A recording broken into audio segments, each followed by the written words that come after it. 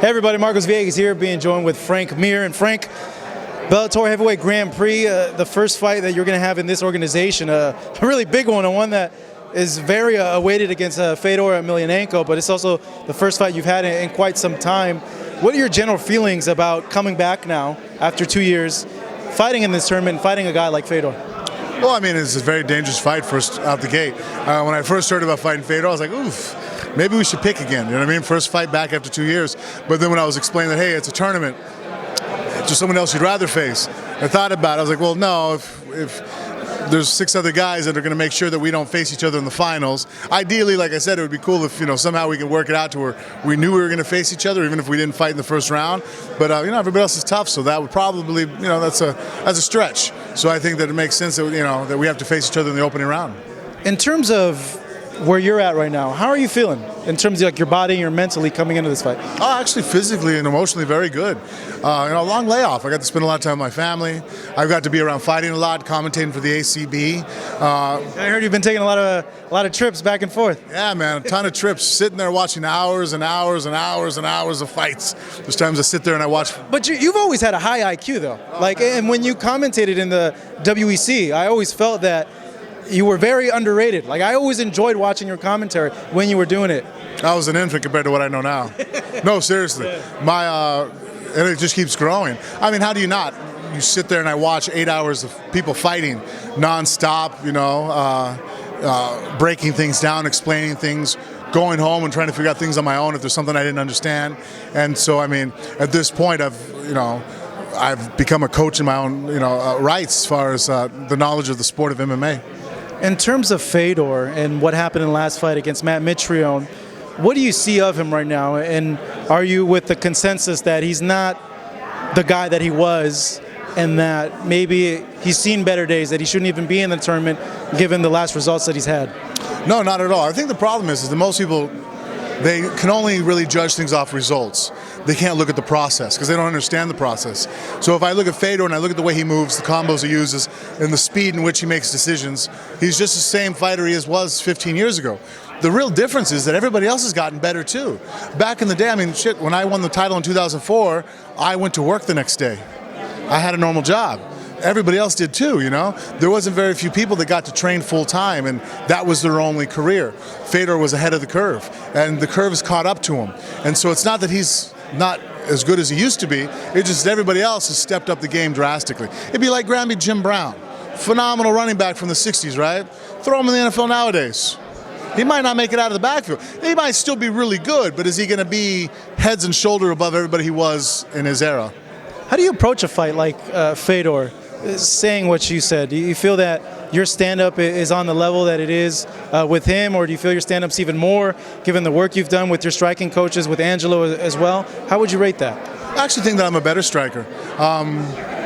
My ability to throw punches, the angles and technique that I use. Fedor is a good striker, but he's an athletic striker. His striking really comes from his athleticism. And he's a good chess player. So the tools he has, he's constantly running through his head looking what to do. And then, if you think about it though, Fedor really made his name as a ground and pound artist. Yes, of late, his knockouts in the later part of his career started becoming noticeable. But the place that Fedor is still the most dangerous at is when he's on top of you on the ground. How do you stack with him on the ground? I'm curious, you being so versed as you are on the ground. I think it's very good for me. Yeah? Very good? Yeah. Extremely good? I mean, he fought Nogueira, I fought Nogueira, I submitted Nogueira on the ground. Verdum submitted him. Verdum and I have never faced each other, but I have, in the UFC, twice as many submissions as Verdum has. I'm still, probably the king of submitting people. In terms of signing with Bellator, for you, what was the main decision behind that? Why'd you want to come over here and continue your career? Well, I mean, when the UFC got sold and the new ownership came in, it just took on a very corporate feel. And then talking to some of the guys that are over here in Bellator, they told me that Scott Coker still ran it very much like how the UFC was ran when I first joined it, and that more of a brothership, more of a, as someone told me, like the traveling circus. Everybody's together, we all know each other, we're all on the same team, we're all out looking out for each other. And fighting is stressful as it is, I don't also want to see stress outside the cage, worrying about who's got my back, and that's a huge advantage that they had, and that was probably my main motivator that tipped me over. How much pressure did you feel then? What you were saying about that, having all that on your back? Well, I mean, I'm a father that feeds his family with martial arts, and so the opportunity to fight and fight for a company that I feel comfortable fighting for means a lot. I mean, people can go and work a job where you don't feel comfortable where you're at. You do what you have to do, right, as a husband and a father. But it's so much better when you actually enjoy who you're working for. That's very true. Enjoy coming in and doing work. It doesn't feel like work because you love it. Frank, UFC heavyweight champion. You have a chance to be Bellator heavyweight champion. For you, what would that mean, really, personally? And how would that accomplishment stack compared to other people's accomplishments, you feel? I think that it'll actually be pretty admirable. I think that there's very few people in the world that can say that they've held a belt in two of the top organizations in combat sports, and the third being ACB, and so there's that thought too. That'd just be crazy because you've been fighting for a very long time, and you're still competing at a very high level. What would you say would be like the secret? Like, how are you still able to compete at the high level, you feel? I think the difference is I enjoy it. I want to be the best martial artist I can. I love martial arts. Even though it's an impossible feat, I want to master it. Right? What about it? Everything about martial arts, the whole thing. I mean, when I was a little kid watching a movie, when I walked in the gym and I see people hitting each other, I love that mastery over yourself, over others, and that is probably what's always driven me to fight, to want to constantly improve, learn about myself. Even in failure, there was things I could see that, all right, well, this got better, this got worse, now I have something to work on tomorrow in the gym. I didn't really do it for the same reasons other people. I mean, look, I'm a well-spoken guy. I'm not hard to look at. I'm not really lacking confidence. So I didn't do it because I wanted to get girls. I probably make money in almost any field that I go into. I mean, I haven't fought for 2 years, and I'm doing okay. So those aren't the reasons why I've ever fought. I fight because I want to test myself.